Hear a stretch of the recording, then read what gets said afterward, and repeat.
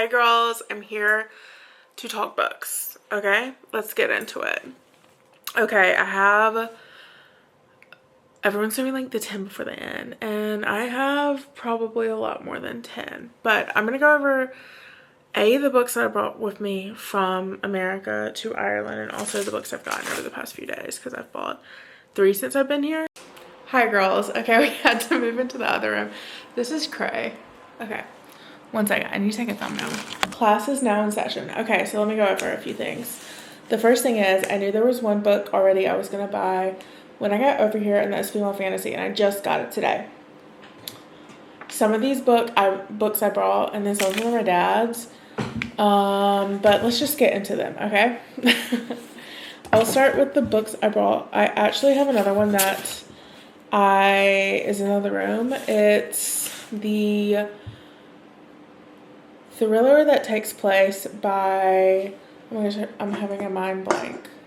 What's her name? Geneva Rose's thriller that takes place in Buckhead. I have that one. I brought it because I knew if I got in a slump over here, it's like one I could easily get into. Also, I reread Animal Farm. I only made it like 60 pages in, so I have probably another 70 left, but I really want to try to get a used copy of that just to have, and also to finish rereading it because would love to put up my reading goals. But anyway, okay, let's go over the ones I brought. I got this like the last day I went book shopping in America. I absolutely devoured December, what's it called? One Day in December. That is one that and The Santa Suit are my favorite holiday reads ever, like Christmas time reads. So this is Josie Silver's spooky story, and it says, in a leafy, charming town of Chapel Wick, the bittersweet family has been a fixture on High Street for as long as anyone can remember. The rambling black and white building houses of all of their generations of ghost-sensitive, bittersweet women and their business blithe spirits. On her 27th birthday, Melody Bittersweet converts the disused back stateroom into her office and opens her own business.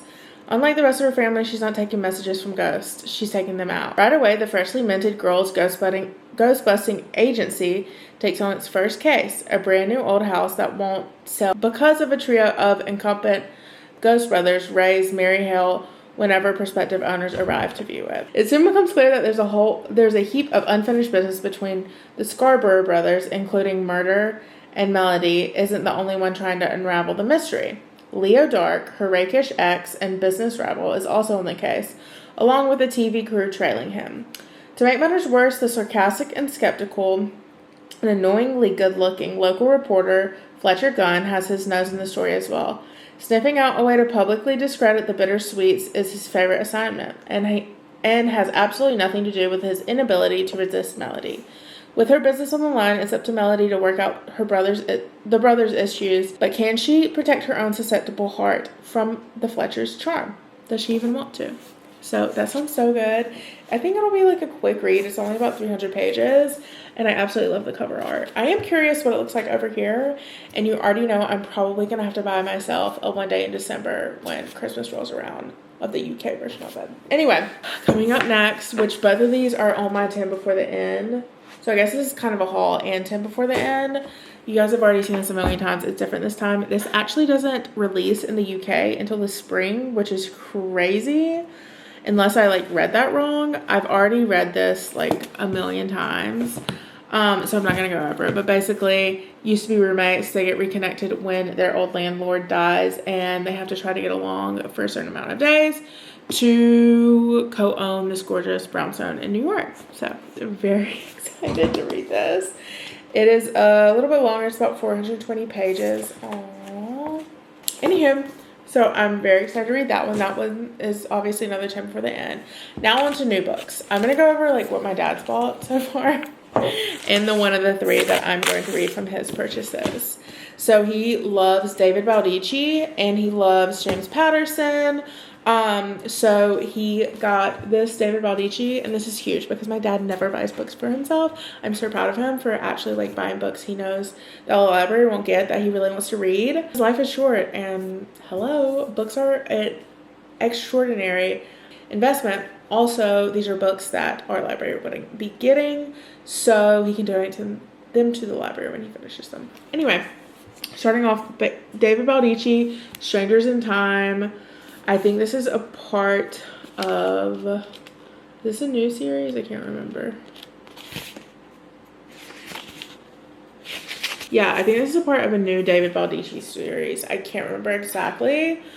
But it says in 1944, during one of the fiercest conflicts in the world has ever known, these three strangers' lives collide. An orphan with no prospects, Charlie Matters steals as he needs, living day to day until he can enlist. He emerged the Blitz miraculously unscathed, but there's no telling when the next bomb will fall, and whether it would be the one to end his life. Molly Wakefield's dreams of a joyful homecoming are all she's had to hold on to after being evacuated to the countryside 5 years ago. But when she finally returns to the city, Molly faces London changed beyond recognition and the devastating news that neither of her parents are there. Charlie's and Molly's paths converge at the bookkeep, where they find an unexpected ally and protector in the bookshop's owner, widower Ignatius Oliver. But the trio's newfound peace is jeopardized when the past catches up with them.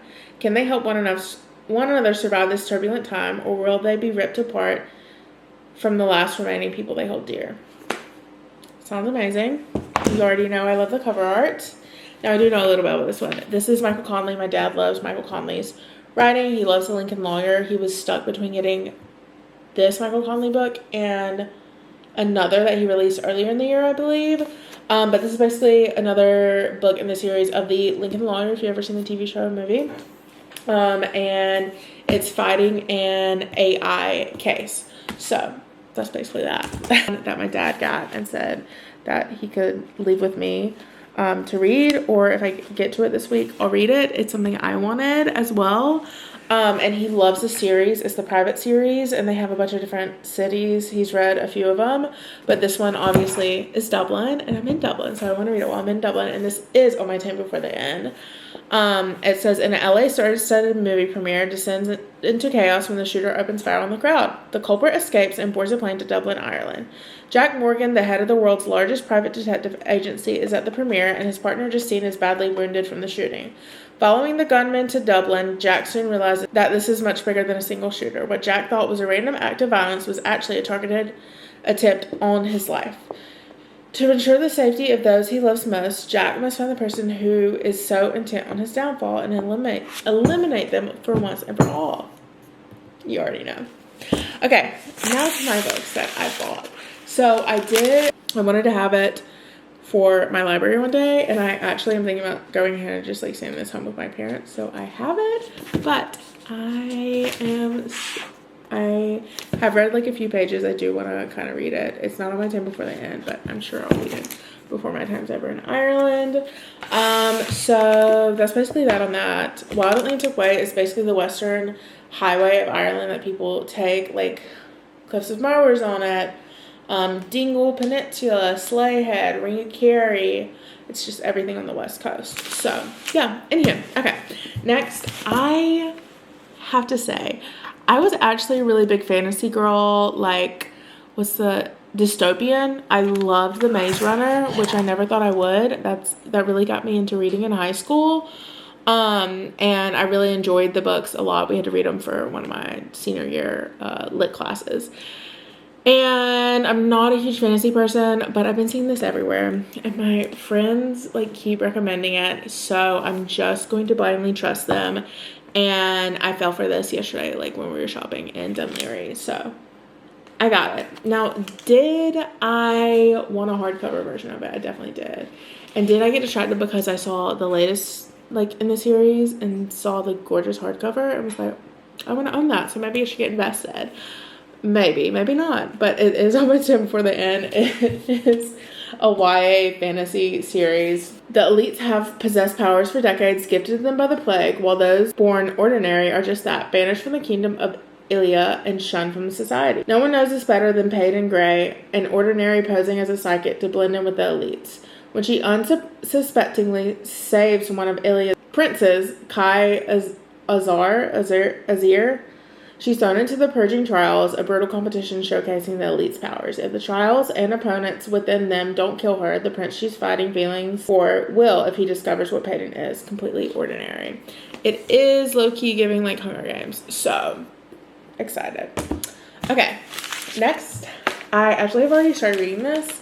Now, is this on my 10 before the end? Not necessarily, but I'd like to finish it.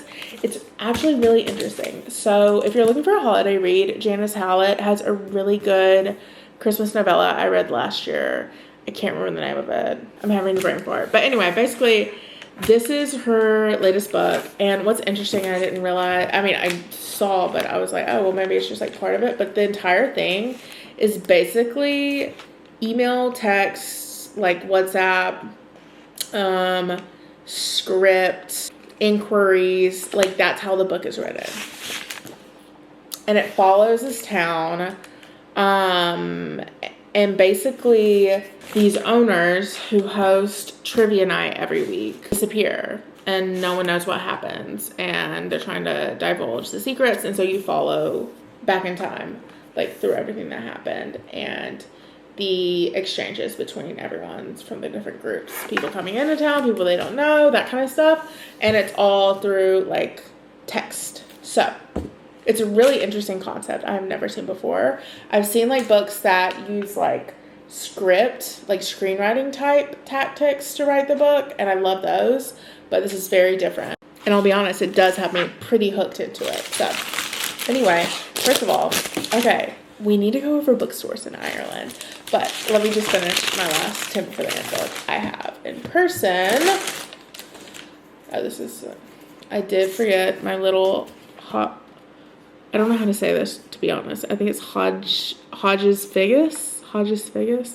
It is a 3-story bookstore in the Grafton Street area. I don't think it's on Grafton. I think it's on Dawson. It's a gorgeous store. They have so many books. It's 3 stories. And you guys, when I tell you, this was on my TBR before I left America, but I saw the British version or the UK version, European version, whatever. I saw the cover and I was like, oh, I have to have that cover. Okay. I'm so excited to read this. I've also wanted to read her first book when it came out. It's called The Most Famous Girl in the World, and it's that gorgeous cover. It's got like the lips all over it. I saw it everywhere I went the past few years. Anywho,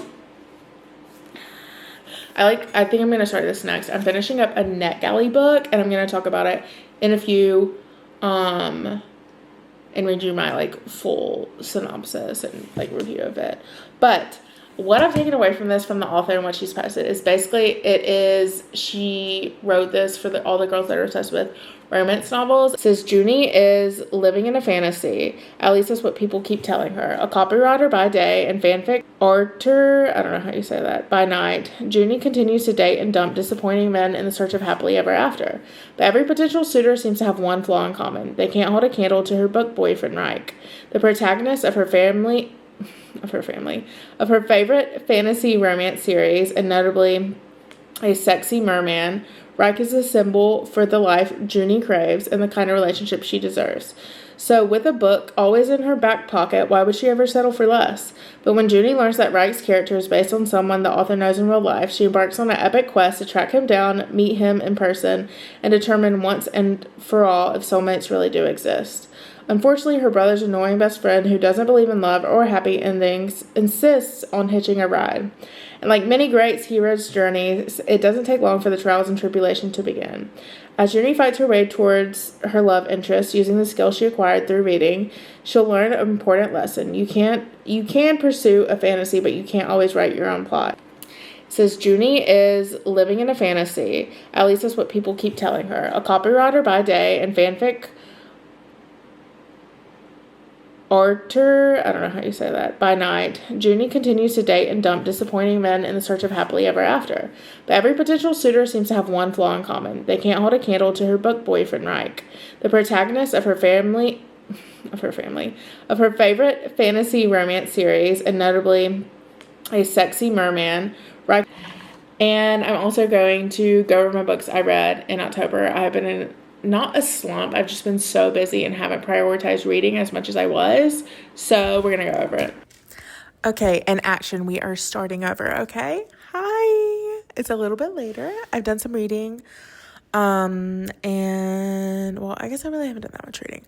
But anyway, the point is, it's later and I'm back to finish the reading video. I just thought it'd be fun if we went over the rest of what I've finished in October. I know I've talked about it a few times, but we're going to talk about it one more time. I haven't read that much more, like I said earlier, because I've been traveling and I just haven't made time to read as I did previously. So let's go over everything I read in the month of October. I read start to finish. Where is it? Survive the Night. I've talked about this in depth and I did an in-depth reading vlog. Absolutely love that. Devoured that. Great thriller for the month of October. The Very Secret Society of Irregular Witches. Once again, loved that. I really want to read the second book that she released this year, but I have not. So honestly, I probably won't get to it before the year's over. Next was Totally and Completely Fine by Elissa Sussman. I was like such an anticipated read, so excited for it, and it is fair to say it did not succeed my expectations or even like really reach my expectations. So yeah. I think I've talked about this in a video, rated it 3 stars. I forgot to say Irregular Witches was 4 stars, Survive the Night 4.25. Next was the Honeycrisp Orchid Inn. It was like very Hallmarky standard quota, like making the Hallmark quota of the year. But it was a cute fall read. I enjoyed it. It was fun. And there were parts of it I liked. There were a lot of parts that weren't my fave.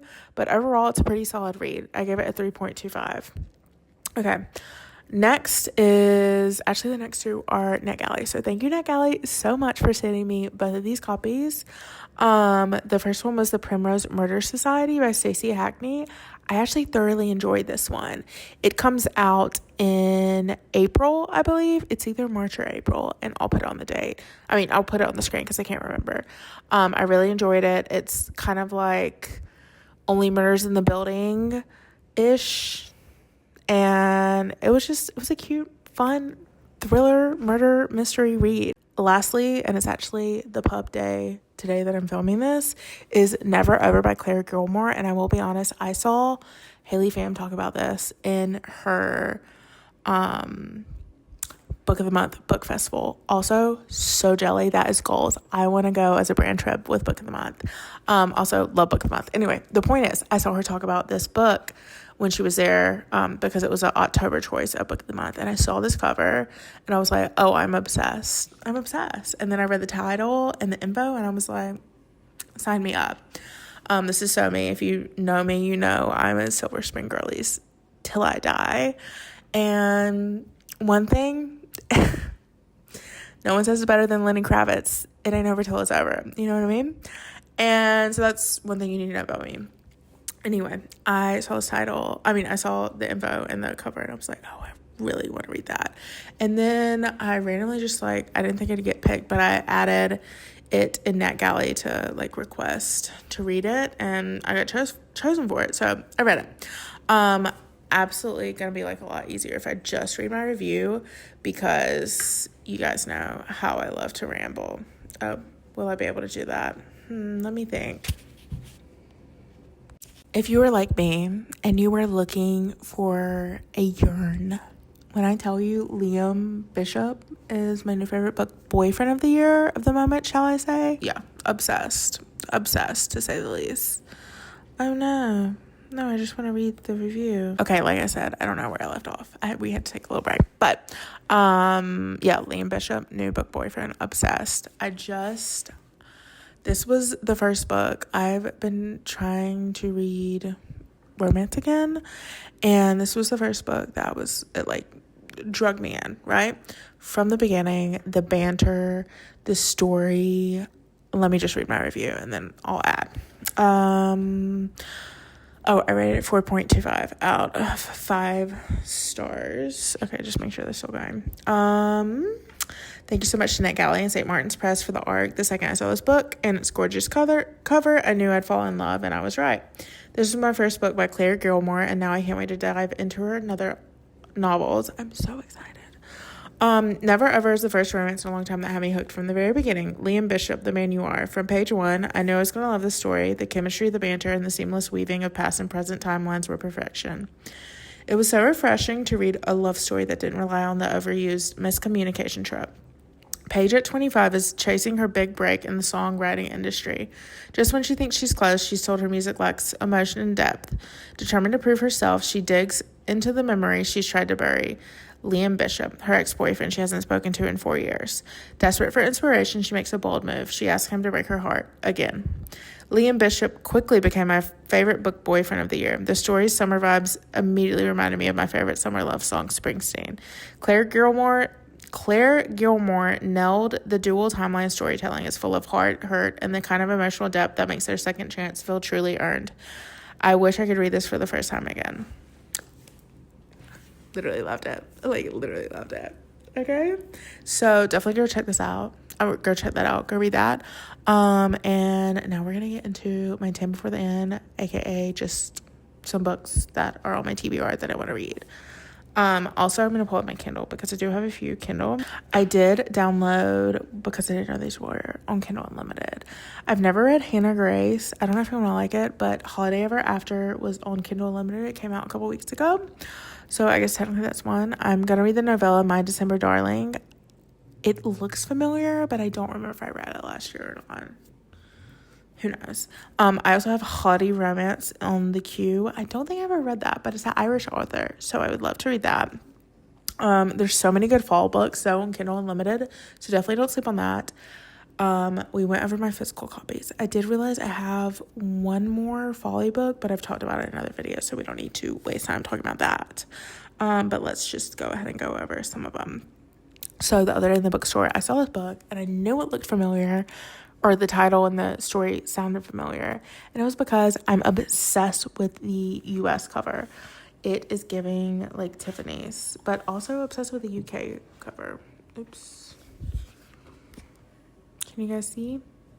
Slay. I don't think you can really see. I'll put it on the screen. You've Got Mail meets Only Murders in the Building. This charming enemies to lovers romance from the Irish Times bestselling author of Something from Tiffany's. The perfect read for incurable romantics, deliciously enjoyable. She makes trouble, she makes headlines. LA publicist Hannah is ready to put her broken heart behind her and start afresh. So when celebrity client offers to tend her luxury penthouse apartment in New York City, Hannah jumps at the chance. But it turns out that balancing a new job and new neighbors is harder than Hannah imagined. With the troublesome yet undeniably attractive client making headlines for all the wrong reasons and the secretive curmudgeon next door seemingly on a mission to get her out, Hannah has her hands full. It's going to take all her best PR tricks to win over these cynics, but it isn't only their walls that begin breaking down. As Hannah starts to move her heart, or to open her heart to all the possibilities the city has to offer, a chance at love might be closer than she thinks. This is New York, after all. Love that. This is a Christmas one. It is The Secret Christmas Library by Jenny Colgan. And if you don't know, she always writes these cute little Hallmarky, Christmassy, holiday books. If you've heard of Midnight in the Christmas Bookshop, I've read that one. It's really cute. And they're typically based in Scotland. Marion Sutherland stumbled into a career as an antiquarian book hunter after finding the priceless antique book in her great-aunt's attic. Now, as Christmas approaches, she's been hired by Jamie McPherson, the surprisingly young and handsome laird of a Highland clan whose ancestral holdings include a vast crumbling castle. Family lore suggests that the McPherson family's collection includes a rare book so valuable that it could save the entire estate if they knew where it was. Jamie needs Mirren to help him track down the treasure, which he believes is hidden in his own home. But on the train to the Highlands, Mirren runs into a rival book hunter, Theo Pazziler, and instantly knows that it's not a chance meeting. She's all too familiar with Theo's good looks and smooth talk, and his uncanny ability to appear whenever there's a treasure that needs locating. Almost as soon as Mirren and Theo arrive to the castle, a deep snow blankets the highlands, cutting off the outside world. Stuck inside, the three of them plot their search as the wind whistles outside. Mirren knows that Jamie's grandfather, the castle's most recent laird, had been a book collector, a hoarder, and a great lover of treasure hunts. Now they must unpuzzle his clues, discovering the secrets of the house, forming and breaking alliances in a race against time. A treat for book lovers and treasure hunters alike. The Secret Christmas Library serves up a delicious mystery with a hint of romance and plenty of holiday spirit. Okay. Oh, this is another one, and I'm going to go back and get it because there was a signed copy at tbrs, but, at some point. It's called Every Christmas Eve. Lou and Ben fell in love as teenagers at Balheny Christmas Eve party. Every winter, they saved the date for each other until everything changed one fateful night. Now, after years away, widower Ben and his young daughter are back to revive the legendary party. But with only 2 weeks to make it happen, they need help. So Ben turns to the one person he could never, Lou. That's why grammar is important, and commas and punctuation. As the days tick down to another Christmas Eve together, old feelings and memories resurface. Will Lou and Ben seize the chance to rewrite their very own love story? And all the reviews in the book were saying, or not the reviews in the book, but people writing on it. One of the reviews was if you like The Holiday and Love Actually, you're gonna love this one. So I'm gonna love this one. I felt this was fitting. Also, sorry, most of these are Christmas books, mostly because I'll be reading a lot of Christmas the next few months. Next is A Merry Irish Christmas. An Irish Christmas romantic comedy with all the Hallmark vibes. Okay, I'm going to try to rapid fire this because my camera's getting overheated very easily. I think I might have it on a weird setting to make it overheated, so sorry about that. Anywho, really quick, the last three. I started reading The Merry Irish Christmas. It's basically an Irish Hallmark rom-com vibe. I'm not going to read the full description because my camera will overheat and we will not get through this. Next is Gone Before Goodbye. This is actually really high on the list because I'm dying to read it. Reese Witherspoon and Harlan Coben wrote a book together and sounds so chef's kiss. I love Reese Witherspoon's storytelling when it comes to story and things she's produced and directed, so I'm very excited to read this. And next is one that I'm so excited for. It is Margaret Atwood's memoir, The Icon. I can't believe she wrote a memoir. This is so cray. But she's one of the greatest storytellers. She's written so many iconic, amazing books of our time. If you've never heard of her, some of her greatest hits, I feel like people that might be watching this would know, is Handmaid's Tale, Book of Lives, a memoir of sorts. Isn't that so cute? I love that. Can't wait to read. Okay, last is kind of confusing because I'm going to see if I can get it on Kindle. I'm not really sure, but it's called And Then There Was You by Sophie Cousins. Maybe this is a sign that I should wait until it comes out in the UK and Europe, because it is not going to be released in Europe until I think April, but it releases in 2 weeks in America. But basically, I will read the info for this one because it's a best friend's brother trope.